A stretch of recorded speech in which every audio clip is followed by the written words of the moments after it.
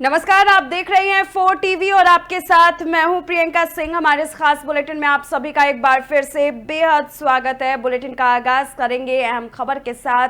जम्मू कश्मीर की राजनीति से जुड़ी एक अहम खबर हम आपके साथ साझा कर रहे हैं। सीपीआईएम ने अपने नए राज्य सचिव के तौर पर मोहम्मद अब्बास राथर को चुन लिया है। अब्बास राथर कुलगाम के कैमोह से डीडीसी सदस्य हैं और पार्टी के वरिष्ठ नेता माने जाते हैं। यह ऐलान जम्मू में हुए 2 दिवसीय राज्य सम्मेलन के दौरान किया गया। अपने चुनाव के बाद मोहम्मद अब्बास राथर ने पार्टी के वरिष्ठ नेतृत्व का आभार जताते हुए कहा कि ये सिर्फ एक पद नहीं, ये बल्कि बड़ी जिम्मेदारी है। उन्होंने भरोसा दिलाया है कि पार्टी की नीतियों और सिद्धांतों को आगे बढ़ाते हुए जम्मू कश्मीर के लोगों की आवाज बुलंद करने का काम करेंगे। इस सम्मेलन में जम्मू कश्मीर के तमाम जिलों से आए पार्टी प्रतिनिधियों ने हिस्सा लिया और राज्य के राजनीतिक और सामाजिक मुद्दों पर विस्तार से चर्चा की। अब्बास राथर की नियुक्ति को पार्टी के लिए एक अहम कदम माना जा रहा है, जिससे न सिर्फ संगठन को मजबूती मिलेगी बल्कि जनता से जुड़ाव भी और गहरा होगा।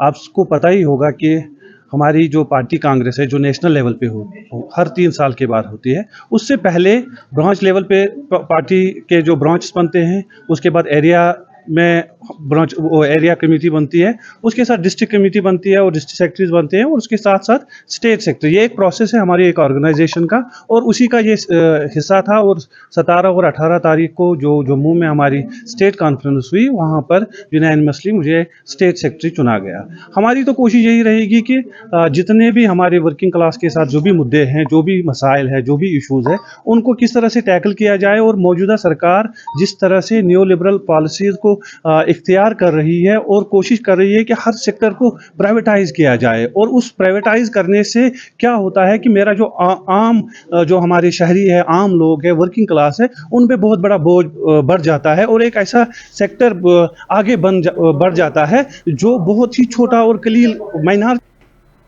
तो वहीं जम्मू कश्मीर के राजौरी जिले में नियंत्रण रेखा यानी कि एलओसी के पास एक बार फिर से संदिग्ध हरकत देखने को मिली है और यह हरकत है आतंकियों की। एक अग्रिम गांव में सेना के वाहन पर संदिग्ध आतंकवादियों ने फायरिंग शुरू कर दी। इस घटना के बाद पूरे इलाके में सुरक्षा व्यवस्था कड़ी कर दी गई। खास तौर पर राजौरी जम्मू हाईवे पर चप्पे चप्पे पर सर्चिंग बढ़ा दी गई है और हाई अलर्ट जारी कर दिया गया है। जानकारी के मुताबिक फायरिंग के बाद हमलावर जंगलों की ओर भाग निकले, जिन्हें पकड़ने के लिए सेना और पुलिस का संयुक्त टीम तलाशी अभियान शुरू कर चुका है। गौरतलब है कि हाल के महीनों में राजौरी पुंछ बेल्ट में आतंकी गतिविधियां लगातार बढ़ रही हैं, जिसे लेकर के सुरक्षा एजेंसियां पहले से ही सतर्क है। फिलहाल सुरक्षा बल पूरे इलाके की घेराबंदी कर संदिग्धों की तलाश में जुटे हुए हैं।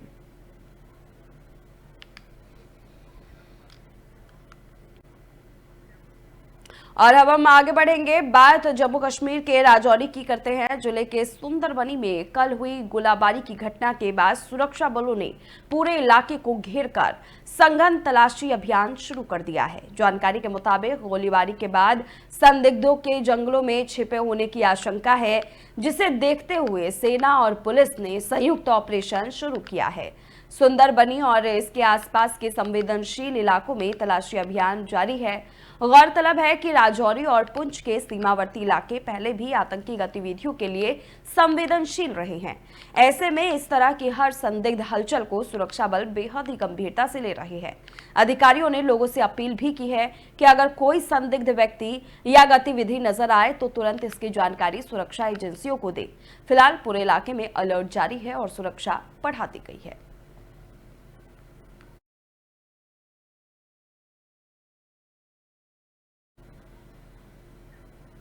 और वहीं जम्मू कश्मीर के पुंछ जिले में पुलिस की ओर से लोगों को एक नए आपराधिक कानून के बारे में जागरूक करने का एक बड़ा अभियान चलाते हुए उन सभी के बीच पहुंचे।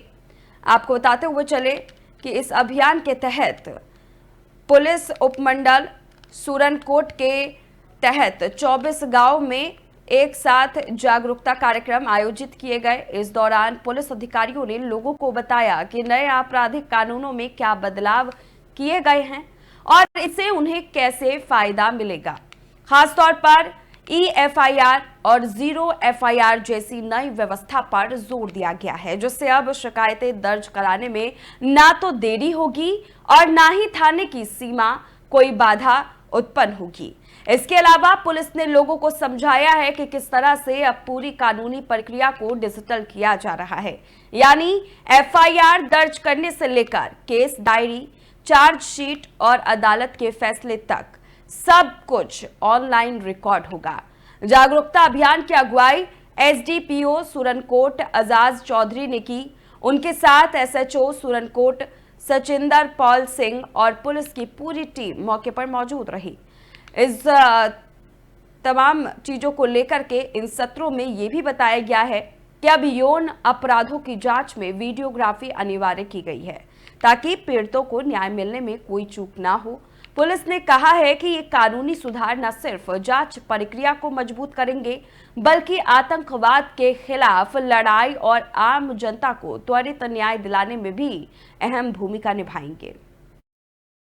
जो गवाह के बयान होते हैं, गवाह कौन होता है कि जब जिस बंदे ने कंप्लेंट की वो भी गवाह है, वो पहला गवाह है। वो जाके अगर शिकायत करता है, इसका मतलब उसे वकूआ का पता है, वो गवाह है। उसके साथ फिर बाकी वाले गवाह। तो जो गवाहों के बयान होते हैं उसकी वीडियोग्राफी होती है, और वो वीडियोग्राफी ऑनलाइन वीडियोग्राफी वहाँ से होते ही ट्रांसमिट होकर कोर्ट्स में भी चली जाती है और पुलिस के भी हेडक्वार्टर्स तक चली जाती है। लिहाजा इसमें बिल्कुल गुंजाइश नहीं है कि कहीं झूठ की गुंजाइश ही नहीं है ना। मैं नहीं कहता हूँ कि पहले मैक्सिमम झूठ ही चलते थे, ज़्यादा अच्छे लोग होते हैं। चंद लोग ऐसे होते हैं कि कोई छोटा मोटा मामला होता है ज़मीन का मामला होता है, कहीं घास का, तो उसको थोड़ी दूसरी शक्ल और दे के लड़ाई झगड़े का झूठा मूठा कहीं केस वेस, और फिर बाद में कोर्ट में जाके तो वहाँ पे ये था कि लोग बीच में कह देते थे, गवाह कह देते थे, नहीं जनाब ये तो हमारा स्टेटमेंट ही नहीं है, हमारा ये बयान ही नहीं है। अब वो कहने की गुंजाइश नहीं है। अब वो कहने की गुंजाइश इसलिए नहीं है क्योंकि जब गवाह का बयान होगा उसकी वीडियो बनी होगी, वही वीडियो बन के कोर्ट। चलिए खबरों में आगे बढ़ते हैं। जम्मू कश्मीर के किश्तवाड़ डोडा राष्ट्रीय राजमार्ग पर भारी भूस्खलन हुआ है, जिसमें ये अहम सड़क पूरी तरह से बंद हो गई। भूस्खलन का ये पूरा मामला पहा गौमड द्राबशल्ला इलाके से सामने आया है, जहां पहाड़ से गिरी बड़ी बड़ी चट्टानों ने पूरे हाईवे को जाम कर दिया। यातायात पूरी तरह से ठप हो गया और दोनों तरफ गाड़ियों की लंबी लंबी कतारें लग गई। प्रशासन ने यात्रियों से अपील की है कि खराब मौसम और लगातार हो रहे भूस्खलन को देखते हुए फिलहाल इस मार्ग पर सफर करने से बचे। फिलहाल रास्ता साफ करने के लिए मशीनें भेजी जा चुकी हैं और राहत कार्य जारी है। मौसम विभाग ने भी अगले कुछ दिनों तक भारी बारिश और भूस्खलन का अलर्ट जारी किया है, जिससे स्थिति और गंभीर हो सकती है।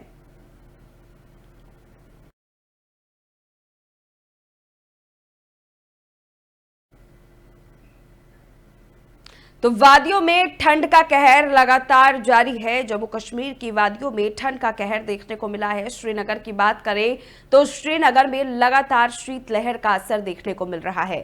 डल झील का नजारा भी ठंड की मार बयां कर रहा है, जहां पानी पर बर्फ की हल्की परत जमा हो चुकी है। मौसम विभाग यानी IMD के मुताबिक श्रीनगर का न्यूनतम तापमान आज 2 डिग्री सेल्सियस तक रहने का अनुमान है। कड़ाके की इस ठंड से आम जनजीवन प्रभावित है और लोग अलाव जलाकर ठंड से बचने की पूरी कोशिश में जुटे हैं। फिलहाल मौसम विभाग ने अगले कुछ दिनों तक भीषण ठंड और हल्की बर्फबारी की संभावना जताई है। ऐसे में लोगों को सावधानी बरतने की सलाह भी दी गई है।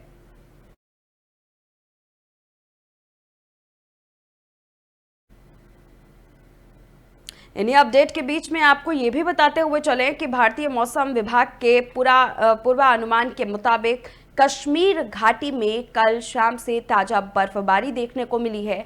ऊंचाई वाले इलाकों में सफेद चादर बिछ चुकी हैं, तो वहीं मैदानी इलाकों में रुक रुक कर बारिश हो रही है। बर्फबारी का ये दौर फिलहाल कल तक जारी रहने की उम्मीद है, जिससे ठंड और में और भी ज्यादा इजाफा देखने को मिल सकता है। मौसम वैज्ञानिकों का कहना है कि ये पश्चिमी विक्षोभ का असर है, जो फिलहाल कश्मीर समेत पूरे उत्तर भारत को प्रभावित कर रहा है। मौसम के इस बदलाव से खास तौर पर पर्यटकों में उत्साह है, लेकिन स्थानीय लोगों को ठंड और फिसलन की वजह से दिक्कतों का सामना करना पड़ सकता है। प्रशासन ने लोगों से सतर्क रहने और गैर जरूरी सफर से बचने की सलाह भी दी है।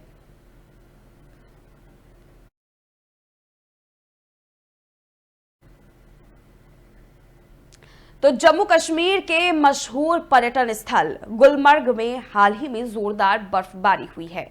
इस ताजा बर्फबारी से करीब 1 फीट तक बर्फ दर्ज की गई है। खराब मौसम के कारण बीते कुछ दिनों में अच्छी बर्फबारी देखने को मिली है, जिससे सैलानियों में खुशी भी है। तो वहीं पर्यटन से जुड़े लोगों को और भी ज्यादा देख करके प्रशासन हाई अलर्ट पर है और प्रशासन अब राहत की सांस भी लेती हुई नजर आ रही है। गौरतलब है कि पिछले महीने कम बर्फबारी के चलते गुलमर्ग में होने वाले खेलो इंडिया गेम्स को स्थगित करना पड़ा था, लेकिन अब उम्मीद जताई जा रही है कि अगर इसी तरह बर्फबारी जारी रही तो जल्द ही खेलों की नई तारीख का ऐलान हो सकता है। मौसम विभाग ने अगले कुछ दिनों तक और बर्फबारी की संभावना जताई है, जिससे गुलमर्ग की खूबसूरती और बढ़ेगी। प्रशासन ने भी पर्यटकों से अपील की है कि वे मौसम की ताजा जानकारी लेते रहें और एहतियात बरतें।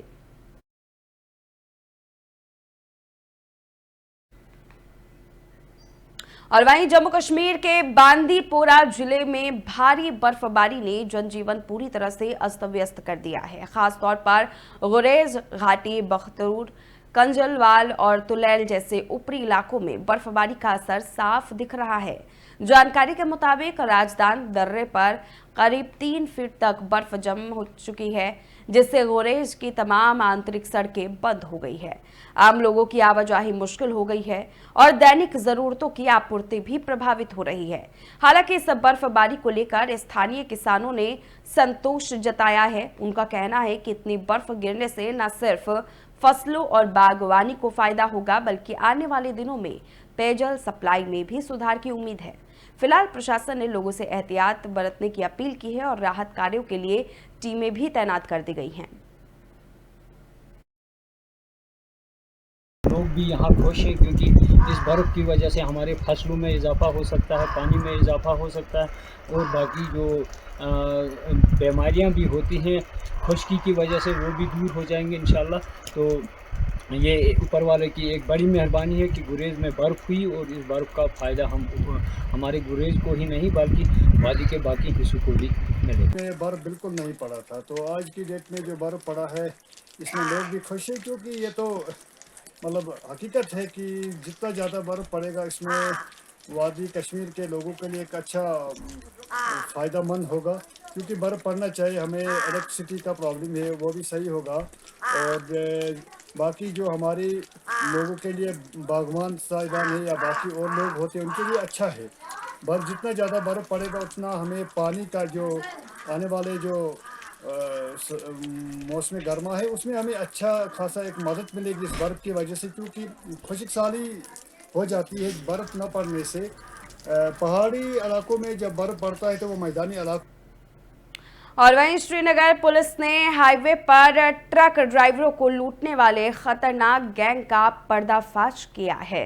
दरअसल ये गैंग खुद को पुलिस कमांडो बताकर ट्रकों को रोकता था और फिर लूटपाट को अंजाम देता था। पुलिस ने इस मामले में 4 आरोपियों को गिरफ्तार किया है।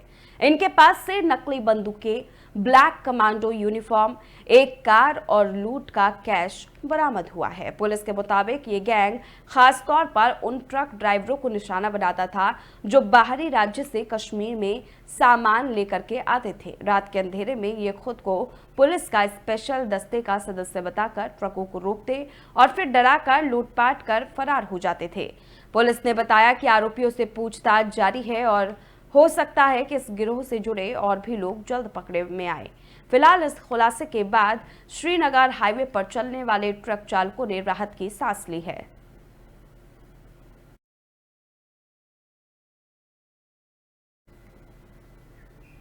और वहीं जम्मू कश्मीर के मेंढर में भारी बारिश के बाद दुकानदारों का गुस्सा फूट पड़ा। उप जिला मेंढर में बारिश का पानी सीधा दुकानों में घुस रहा है। तस्वीरें आप देख सकते हैं, जिससे कारोबारियों को भारी नुकसान भी उठाना पड़ता है। हालत ये रही कि सीवेज का गंदा पानी भी दुकानों में भर गया, जिससे व्यापार ठप पड़ गया है और माल खराब हो गया। प्रभावित दुकानदारों का कहना है कि उन्होंने खराब ड्रेनेज सिस्टम को लेकर पहले भी कई बार प्रशासन को चेताया था, लेकिन कोई भी सुनवाई नहीं हुई। अब हालात इतने बिगड़ चुके हैं कि दूषित पानी की वजह से स्वास्थ्य संकट का भी खतरा मंडरा रहा है। स्थानीय लोगों और दुकानदारों ने प्रशासन पर लापरवाही का आरोप लगाते हुए मुआवजे की मांग की है। साथ ही इस मामले की गहन जांच और पूरे ड्रेनेज सिस्टम की दुरुस्त करने की मांग को लेकर के अपनी बात रखी, ताकि भविष्य में ऐसी स्थिति दोबारा ना बने। प्रशासन का इस पर क्या कहना है और क्या कोई राहत योजना तैयार की गई है, इस पर अभी लोगों को जवाब का इंतजार है। आपके माध्यम से आज नहीं बल्कि आपके चैनल के माध्यम से कई बार मैंने रिक्वेस्ट की है। आज जो है हमारे मंत्री हैं जावेद अहमद राणा साहब, वो मुनकोट में जो है उन्होंने दरबार रखा है। तो मैं आपके माध्यम से ये रिक्वेस्ट करना चाहता हूँ कि मेंढर के अंदर खासकर जो है कोई भी मास्टर प्लान जो है नहीं बन रहा है। कई सालों से जो है हमारे दुकानदार जो है इस बारिश की लपेट में जो है अपना लाखों रुपए का नुकसान करते हैं। तो मैं आपके माध्यम से ये मंत्री साहब से ये रिक्वेस्ट करूंगा कि यहाँ पर एक मास्टर प्लान होना चाहिए, और ताकि ये हमारे व्यापार मंडल के जितने भी मेरे दुकानदार भाई हैं जो काम करने वाले हैं, इनका लाखों रुपए का यहाँ पर नुकसान होता है। ये बार बार। चलिए आगे बढ़ते हैं। जम्मू कश्मीर के अनंतनाग जिले में खादी और ग्राम बोर्ड की तरफ से डाक बंगले में एक अहम जागरूकता कार्यक्रम आयोजित किया गया।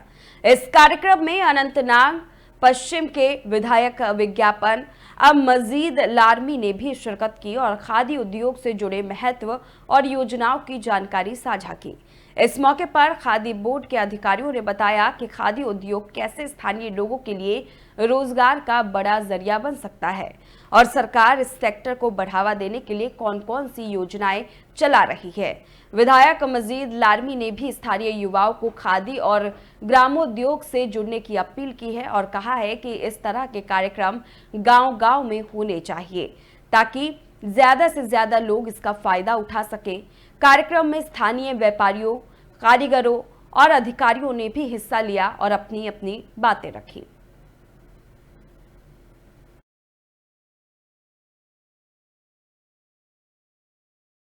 हम यहाँ पे कल्टीवेशन करेंगे, मतलब धान की कल्टीवेशन करेंगे। यहाँ पे चावल के बगैर कोई रह नहीं सकता। सब्जी के बारे में मैं बताऊंगा। सब्जी वहाँ से फूल गोभी या बाकी जो यहाँ पे हो सकते हैं, जो यहाँ पे कल्टीवेट हो सकते हैं, तो उनके बारे में हमें सोचना चाहिए कि ये हम क्यों ना यहाँ पे कल्टीवेट करें। हर एक के घर में एक पार्क होती है, 50 आधा कनाल, 10 मरले, 20 मरले, 50 मरले, यानी कि ओवरऑल मैसेज है सबको खुद वहाँ पे भी वो उसको कल्टीवेट कर सकते हैं, मगर करते नहीं है। हम यहाँ पे तो वहीं कश्मीर की समृद्ध सांस्कृतिक विरासत की संजोने और आगे बढ़ाने के मकसद से श्रीनगर में हेरिटेज फेस्टिवल शो बताया जा रहा है कि इस शो में मिराज का भव्य आयोजन किया गया। ये खास कार्यक्रम कश्मीर हाट में आयोजित हुआ है, जहां कश्मीर की पारंपरिक कला, हस्तशिल्प, संगीत और खान पान की झलक देखने को मिली। इस मौके पर डिविजनल कमिश्नर कश्मीर और डिप्टी कमिश्नर श्रीनगर खुद भी कश्मीर हाट पहुंचे और मेले का जायजा लिया। अधिकारियों ने इस पहल की सराहना करते हुए कहा कि ऐसे फेस्टिवल से कश्मीर विरासत और स्थानीय शिल्पकारों को न सिर्फ मंच मिलता है बल्कि आर्थिक रूप से भी उन्हें मजबूती मिलती है। फेस्टिवल से बड़ी संख्या में स्थानीय लोगों के साथ साथ पर्यटकों ने भी हिस्सा लिया और कश्मीर की अनूठी संस्कृति का लुत्फ उठाया। डिस्ट्रिक्ट बडगाम पे मेन नाव बशीर अहमद डार। अगर थोमुत श्रीनगर नमोशी मज ओल्ड कल्चर प्रोग्राम इस 3 दोहन खतर थोमुत यह सोन प्रोन कल्चर क्या यथ मज कूता सकून यथ मज क्या यूज करान पुरानिस कल्चरस मज क्या यूज करान रन खतर क्या यूज करा, आब खतर क्या यूज करा, या मकान खतर कम आय यह प्रोन मकान, या कि फर्श तल फर्श त्रावान वनकस टल वगैरह कालीन त्रावान, अम खतर क्या यूज करा, अमे बापत थोमुत नई जनरेशन दावत दित्म। तो ईतो योर तो वुचतो यह प्रोन कल्चर क्या सन जदो अजदाद कित पे जिंदगी बसर करान। यथ मज अगर वो थोमुत यह मटक थोमुत यथ मज त्रेश करान यूज। यह प्रोन सान जायद अजदादन कल्चर यह हसा यह ओन बनान हावन खतर लुकन कि अत पे कर अमल तो अत तवज्जो ज्यादा तो यह गसे ब्रोह कुन यह नयस तो पुरानिस सारे आसमान जमीन फर्क। इस नौ अत मज बेमार अत मज हसद अत मज दाग दो प्रोन सोन कल्चर अत मज दो दाग कुन जाए कह। तो चलिए आगे बढ़ते हैं। जम्मू कश्मीर के कुलगाम जिला अस्पताल में स्वच्छता और जागरूकता अभियान को लेकर के आयोजन किया गया।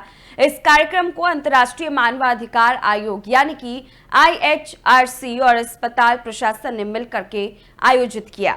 इस अभियान का मकसद था अस्पताल में स्वच्छता और संक्रमण नियंत्रण को लेकर मरीजों और उनके परिजनों सहित स्टाफ को जागरूक करना।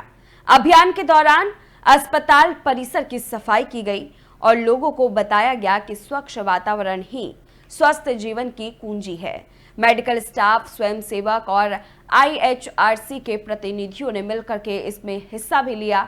अस्पताल अधिकारियों ने भी इस मौके पर साफ सफाई की अहमियत को दोहराते हुए कहा कि स्वच्छता न सिर्फ मरीजों की तेजी से रिकवरी में मदद करती है बल्कि कई संक्रमणों को भी रोकने का काम करती है। कार्यक्रम में इंटरएक्टिव सेशन, कचरा निपटाने के सही तरीके और इन्फेक्शन कंट्रोल जैसे अहम मुद्दों पर चर्चा हुई। स्वयंसेवकों ने जागरूकता पर्चे भी बांटे और लोगों से अपील की कि वे खुद भी साफ सफाई में सक्रिय भूमिका निभाएं। इस पहल को मरीजों और उनके तीमारदारों ने खूब सराहा और भविष्य में भी ऐसे कार्यक्रम जारी रखने की मांग की। आप भी जिम्मेदार शहरी बने, इस काम में साथ दे, आप भी सफाई रखें ताकि हमारा जो ये डिस्ट्रिक्ट हॉस्पिटल है इंशाल्लाह हम यही चाहेंगे कि हमारा डिस्ट्रिक्ट हॉस्पिटल नंबर 1 में आए। और आपने रिसेंटली देखा होगा यहाँ पे एक सर्जरी हो गई, रिसेंटली एक टॉप सर्जरी, उसमें अगर आप वो सर्जरी अगर बाहर करते हो तो उसमें आपके 3 लाख रुपीस उसमें खर्चा आ जाएगा। तो रिसेंटली यहाँ पे हुई। मैं लोगों से यही गुजारिश करूंगा कि हॉस्पिटल में जो भी यहाँ पे फैसिलिटीज हैं उनका लाभ उठाए, आप आए और हमारे इस काम में आगे आकर हम इस हॉस्पिटल को साफ और शफाफ रखने में अपना पूरा योगदान दें। मैं ऑफ की वजह से लोगों को कहना चाहता हूं कि आज हमने ये क्लीननेस एंड सैनिटेशन ड्राइव यहाँ पर कराई ताकि आम लोगों को पता चले कि जो क्लीननेस के फायदे हैं वो क्या है। ये हमने एक सोशल ग्रुप है उनके साथ इन कोलैबोरेशन उनके साथ किया ताकि लोगों को पता चले कि जो सफाई का फुकदान है उससे पेशेंट्स को कितनी प्रॉब्लम हो सकती है और सफाई रखने से कितने फायदे हैं। और इस सिलसिले में हमने आज लोगों को अवेयरनेस दी और लोगों को समझाया, अटेंडेंट्स को समझाया, पेशेंट्स को समझाया कि आप अपने हॉस्पिटल को कैसे साफ रखें। आप भी जिम्मेदार शहरी बने। तो फिलहाल इस खास बुलेटिन बस इतना ही। रुकेंगे एक छोटे से ब्रेक के लिए। ब्रेक के उस पार खबरों का सिलसिला जारी है।